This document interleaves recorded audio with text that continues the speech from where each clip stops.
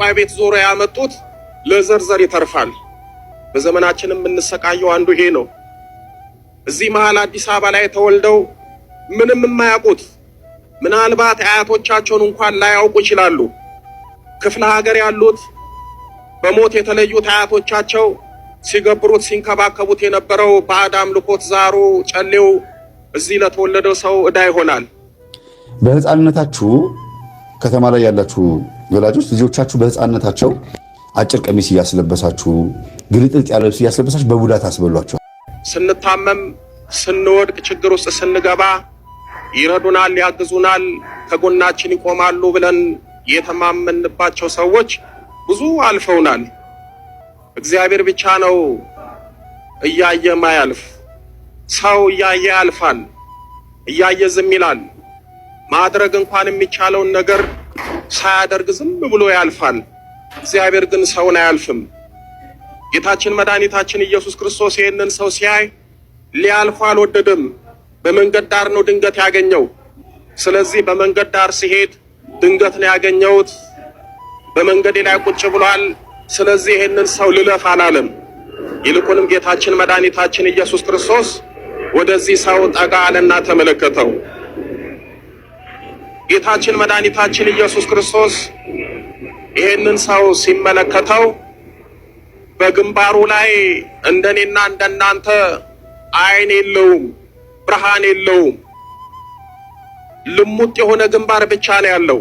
አንድምታ ወንጌል እንደሚነግረን ይህ ሰው አይን ፈጽሞ የሚባል ነገር የለውም። ምናልባት አንዳንድ ጊዜ አይን ሊጠፋ ይችላል፣ ሊፈስ ይችላል። በተፈጥሮ ደግሞ ችግርም ሊገጥሞ ይችላል። ይህ ሰው ከሌሎቹ ሰዎች ልዩ የሚያደርገው ምንድነው? በግንባሩ ላይ ፈጽሞ አይን የሚባል ነገር የለውም። ልሙጥ የግንባር ግድግዳ ነው ያለው። ይህንን ሰው ጌታችን መድኃኒታችን ኢየሱስ ክርስቶስ ሲመለከት ከሱ ጋር የነበሩት ደቀ መዛሙርቱ ይህንን ሰው ተመለከቱት፣ ይህንን ሰው አዩት። በዚህ ሰውም በጣም ተገረሙበት። ጌታችን መድኃኒታችን ኢየሱስ ክርስቶስን እንዲህ ብለው ጠየቁት። ደቀ መዛሙርቱም ይላል፣ መምህር ሆይ ይህ ሰው እውር ሆኖ የተወለደው በማን ኃጢአት ነው? በራሱ ነውን ወይስ በወላጆቹ ብለው ጠየቁት። ስለደነገጡ ስለተገረሙ መምህር ሆይ ጌታ ሆይ ይህ ሰው አይኑ የጠፋው በግንባሩም ላይ የአይን ምልክት የሌለው ጨርሶ ልሙጥ ሆኖ የተወለደው በቤተሰቦቹ ኃጢአት ነው በእናትና በአባቱ ኃጢአት ነው ወይ ብለው ጌታችን መድኃኒታችን ኢየሱስ ክርስቶስን ጠየቁት። ይሄ ቃል የሚያስረዳን የቤተሰቦቻችን በደልና ኃጢአት ለኛ እንደሚተርፍ ነው። ይህ ማለት ምን ማለት ነው? ለምሳሌ እናት አባቶቻችን አያቶቻችን እግዚአብሔርን ትተው ባዕድ አምልኮትን ይዘው እግዚአብሔርን ማምለክ ትተው ባዕድ አምልኮትን ሲያመልኩ ለእግዚአብሔር መስገድ ትተው ለዛሩ ለጨሌው ሲሰግዱ የነሱ በደልና ኃጢአት ለኛ ይተርፈናል። ወይም ደግሞ እነሱ የሰበሰቡት ኮተት ዛሩ የዛር ውላጆ በየጠንቋይ ቤት ዞሮ ያመጡት ለዘርዘር ይተርፋል። በዘመናችን የምንሰቃየው አንዱ ይሄ ነው። እዚህ መሃል አዲስ አበባ ላይ ተወልደው ምንም የማያውቁት ምናልባት አያቶቻቸውን እንኳን ላያውቁ ይችላሉ። ክፍለ ሀገር ያሉት በሞት የተለዩት አያቶቻቸው ሲገብሩት ሲንከባከቡት የነበረው ባዕድ አምልኮት ዛሩ ጨሌው እዚህ ለተወለደው ሰው ዕዳ ይሆናል። ዛሩ በዘር በኩል ይመጣና ቤተሰብን መከራ ያበላል፣ ሕይወት ያበላሻል፣ ሕይወት ያጨናግፋል፣ በበሽታና በህመም ያሰቃያል፣ ባስ ካለም ደግሞ በሞት ይወስዳል። ስለዚህ ቅዱሳን ሐዋርያት ምን አሉ? ጌታ ሆይ ይህ ሰው እንደዚህ የሆነው በእናት በአባቱ ኃጢአት ምክንያት ነው ወይ ብለው እጅግ በጣም ተደንቀው ጌታችንን ጠየቁት። ጌታችን መድኃኒታችን ኢየሱስ ክርስቶስም እንዲህ አላቸው፣ የእግዚአብሔር ሥራ ሊገለጥበት ነው እንጂ እርሱ አልበደለም፣ ወላጆቹም አልበደሉም አለ። እሱም አልበደለም፣ ወላጆቹ ምን አላደረጉም? አልበደልም። ይህ ሰው እንደዚህ ሆኖ መፈጠር ፈልጎ አይደለም የተፈጠረው። ይህ ሰው እንደዚህ መሆን ፈልጎ አይደለም የሆነው። አንዳንድ ጊዜ ችግር ሲገጥማችሁ ያንን ችግር ራሳችሁ ላታመጡት ትችላላችሁ። እጅግራችሁ መታሰራችሁ፣ እድላችሁ መበላሸት፣ ሕይወታችሁ መመሰቃቀሉ ምናልባት እናንተ ያመጣችሁት ላይሆን ይችላል። ያ የሚመጣው ምናልባት በጀርባ በኩል ባሉት በቤተሰቦቻችንም ሊሆን ይችላል። ነገር ግን ጌታችን መድኃኒታችን ኢየሱስ ክርስቶስ በእናቱም በአባቱም አይደለም የእግዚአብሔር ሥራ ድንቅ የሆነ ነገር በዚህ ሰው ይገለጥ ዘንድ ነው አለ። አንዳንድ ጊዜ መታመማችን ለበጎ ነው። እኛ በኃጢአት ነው እንላለን፣ እግዚአብሔር ክብሩን ሊገልጥብን ይሆናል። አንዳንድ ጊዜ ልጆቻችን ይታመማሉ። በሳይንስም በሕክምናውም የሚያስደነግጥ ነገር ይነገረናል። እግዚአብሔር ለምን እንደዚህ አይነት ልጅ ሰጠን ብለን የምናማርር ብዙ ሰዎች አለን። እነዛ ልጆች ጌታችን መድኃኒታችን ኢየሱስ ክርስቶስ እንዳለው ክብሩ ድንቅ ሥራው እንዲገለጥበት እንደዛ ሆነው ተፈጥረው ተወልዶ ሊሆን ይችላል። ስለዚህ አንዳንድ ጊዜ ችግራችን፣ ፈተናችን፣ ሕመማችን፣ ስቃያችን ለጊዜው ለኛ ፈተና ሊሆን ይችላል። ነገር ግን የእግዚአብሔር ድንቅ ሥራ ሊገለጥበት ይችላል። ስለዚህ ጌታችን መድኃኒታችን ኢየሱስ ክርስቶስ ይህ ሰው የእግዚአብሔር ድንቅ ሥራ የሚገለጥበት ነው ብሎ ለሐዋርያት መለሰላቸው። በዚህን ጊዜ ሐዋርያት ተረጋጉ። እነሱ አስቀድሞ ያሰቡት ይህ ሰው ሲወለድ ዓይን የለውም፣ ልሙጥ ግንባር ብቻ ነው ያለው። ስለዚህ ምናልባት እናትና አባቱ በድለው፣ እናትና አባቱ እግዚአብሔርን አሳዝነው፣ እናትና አባቱ ኃጢአት ሰርተው እግዚአብሔር ተቀይሞ ተቆጥቶ በልጃቸው በኩል የቀጣቸው መስሎ ቅዱሳን ሐዋርያት ጌታችንን ጠየቁ። አንዳንድ ጊዜ እኛ ስንታመም እግዚአብሔር የተጣላን የተቆጣን የሚመስላቸው ወገኖች አሉ። እግዚአብሔር ለክብር ለጸጋ ወደ ራሱ ሊመልሰን ለራሱ ሊያደርገን ሲፈልግ አንድ ፈተና ሲያመጣ ቤተሰቦቻችን፣ የራሳችን ሰዎች አንተማ አንቺማ ይሄ ፈተና ያመጣብሽ፣ ይሄ በሽታ ያዘሽ በኃጢአታችሁ ምክንያት ነው፣ እግዚአብሔርን ስለበደላችሁ ስላስቀየማችሁ ይሄ ፈተና መጣባችሁ፣ ይሄ ችግር ደረሰባችሁ የሚሉ ሰዎች አሉ። አፋቸውን ወደ ሰማይ የሚከፍቱ ሰዎች አሉ።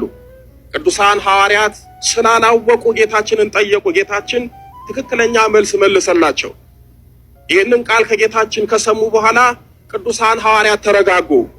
ቀጥሎ ምን ይላል? ይህንንም ብሎ ይላል በምድር ላይ ምራቁን እንትፍ አለ። በምራቁም ጭቃ አድርጎ የእውሩን ዓይኖች ቀባው፣ እንዲህም አለው ሂድና በሰሊሆም መጠመቂያ ታጠብ። ትርጓሜውም የተላከ ማለት ነው። ሄዶም ታጠበ፣ እያየ ተመለሰ ይላል። ስለ ቃሉ ስለ ታምሩ እግዚአብሔር የተመሰገነ ይሁን። ይህንን ዓይነ ስውር ሰው ጌታችን መድኃኒታችን ኢየሱስ ክርስቶስ ተጠጋ፣ አየው። ከዛ በኋላ ከመሬት ላይ አፈር አነሳ፣ ጭቃ አነሳ። ያንንም በምራቁ ለወሰው፣ ግንባሩ ላይ ዳሰሰው፣ ምልክት ሰራበት፣ ዓይን ሰራለት። በጣም የሚገርማችሁ ያንን ጭቃ በምራቁ ከደባለቀ በኋላ ወዲያው አልፈወሰውም። ያንን ጭቃ ግንባሩ ላይ ቀብቶ የዓይን ምልክት ከሰራለት በኋላ እነሆ ሂድና በሰሊሆም መጠመቂያ ተጠመቅ አለው።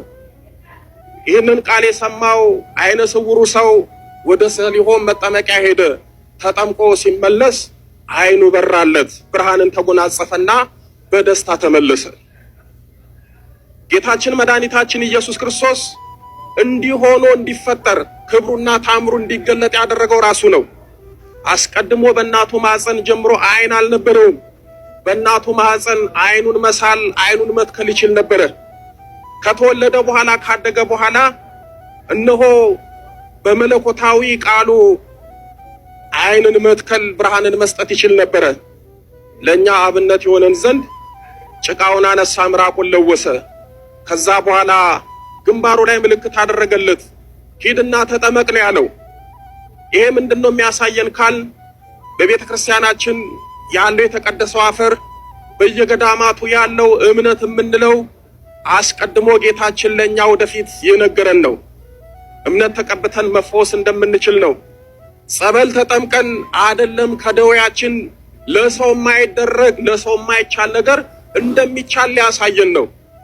ሰው ዓይኑ ከጠፋ ምናልባት ጸበል ተጠምቆ ዓይኑ ሊበራለት ይችላል። ነገር ግን ልሙጥ ግንባር ይዞ መጥቶ ጸበል ተጠምቆ በታምራት ዓይኑ ላይሰራለት ይችላል። ነገር ግን ጌታችን መድኃኒታችን ኢየሱስ ክርስቶስ አንድ ሰው እምነት ተቀብቶ በእምነት ጸበል ቢጠመቅ አይደለም የጠፋ ዓይን ቀርቶ ልሙጥ እንኳን ግንባር ቢሆን ዓይን ባይኖረው ዓይን ፈጥርለታለሁ፣ ዓይን ሰራለታለሁ። ከሰዎች ሕሊና ከሰዎች በሕፃንነታችሁ ከተማ ላይ ያላችሁ ወላጆች ልጆቻችሁ በህፃንነታቸው አጭር ቀሚስ እያስለበሳችሁ ግልጥልጥ ያለ ልብስ እያስለበሳችሁ በቡዳ ታስበሏቸዋላችሁ።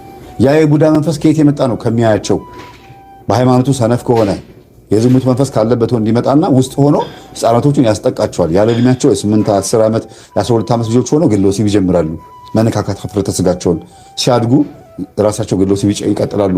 ከዛ ቲኔጀር ወይም ፋይሬጅ የሚባለውን ይሄ እሳት እድሜ የሚባለው አፍላ የሚባለውን እድሜ በምን ያሳልፉታል? ዘራቸውን በከንቱ በማፍሰስ ስሜቱን በዛው ይረዱታል። ፈልገውም ሄደው የሚያስደፍሩ አሉ። ራሳቸውን ተደፍረውም በወንድሞቻቸውን በአክስት ባጎት በምናምን በሚባል ቤት ውስጥ ባሉ ሰዎች ተደፍረውም ደግሞ ሲያድጉ አመንዝራም ሊሆኑ አሉ። በዚህም ሆነ በዛ ግን የቤተሰብ ባዕድ አምልኮ ቤት ውስጥ ጨሌ ካለ ባዕድ አምልኮ የሚመለክ ከራማ ምናምን ካለ አንዱ አስጠቂ እሱ ነው። ሁለተኛው ደግሞ ከውጭ ልጆቻችሁን የሚመለከት የግለ ወሲብ ችግር ያለባት ሴት በቡዳ የምታያት ህፃን ልጅ ወይም የምታያት ሌላኛዋ ሴት እንደዛው ነው የምትሆነው። በጣም የሚገርማችሁ ነገር የሌለባቸውን አመል ይጀምራሉ።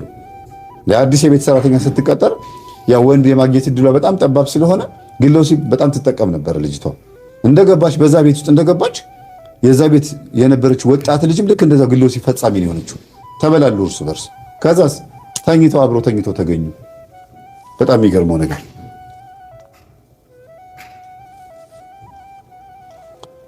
አብረው ተኝተው ተገኙ። ሰራተኛዋና የቤቱ ልጅ ማለት ነው። መንፈስ ይሳሳባል። በደንብ ነው የሚሳሳበው። እና ልጅቷ ምን ዓለም ውስጥ እንደገባችም አታውቀውም። እና ይሄ በየቤቱ የምናያቸው ነገሮች ነው። መንፈስ በጣም ከባድ ነው። ጨዋ የነበረችዋን የቤት ልጅ የምትባለዋ ልጅ የገዛ ወንድሟ እንዲደፍራት ያደርጋል። ልጁም ራሱ እኮ ከደፈራት በኋላ ራሱ እንዲያጠፋው ሁሉ ይችላል እኮ። ለምን ይላል? አይምሮ ራሱ አይሰራም። አባትም ይሁን ወንድምም ይሁን አጎትም ይሁን ቤት ውስጥ ያለ ዘመድ ወይም ጎረቤት ሊሆን ይችላል። ጉዳዩን ከፈጸመው በኋላ ለምን እንዳደረገው ራሱን ሲጠይቅ ራስህን አጥፋ አጥፋ ነው የሚለው። ወንድነት አለ፣ ስሜቱ አለ ብያችኋለሁ። እንደገና ደግሞ መንፈስ ሲጨመርበት ደግሞ እንስሳ ነው የሚያደርገው፣ አውሬ ነው የሚያደርገው። ለ3 ለ4 ደግሞ ሴትን ይደፍሯታል፣ ከዛ ሽንታቸውን ይሸኑባታል። አይደል እንደዚህ የምንሰማው ዜና። ገለዋት ይሄዳሉ ይባላል። ጭካኔውን ከየት አመጡት? ይሄ ነው ሰዋዊ ባህሪ ነው። ይሄ የሰው ባህሪ ነው ቤተሰቦች፣ አይደለም። ሰው በዚህ ልክ አውሬ ነው አይደለም። እንደዛ ካልንማ እግዚአብሔርን እየሰደብ ነው። ስትፈጥረንም አውሬ አድርገን የፈጠርከን እያልነው ወይ ነፃ ፈቃዳችን ኢትስ ዲፔንድ ወይም ደግሞ በሆነ ነገር ይደገፋል፣ በሆነ ነገር እንደ ሁኔታው ይለያል። ኢንፍሉዌንሱ ግን ተጽዕኖው ግን ቤት ውስጥ ያለው ጉዳይ ነው ማለት ነው። ስለዚህ እህታችን ለምን አለች? ማን ነው የሚረዳን አለች። የሚረዳችሁ ማን እንደው ታውቃላችሁ? የሚረዳችሁ እግዚአብሔር ነው። የሚረዳችሁ ግን ማንም የለም ከእግዚአብሔር ውጭ። እግዚአብሔር ሊረዳችሁ ይችላል። በምን እንደሚረዳችሁ ጌታ ሆይ ለምንድን ነው የተደፈርኩት ከማለታችሁ በፊት መንፈሳዊ ብትሆኑ የበለጠ የመዳን እድላችሁ በጣም ጥሩ ነው። ትከላከላላችሁ በእግዚአብሔር ስም።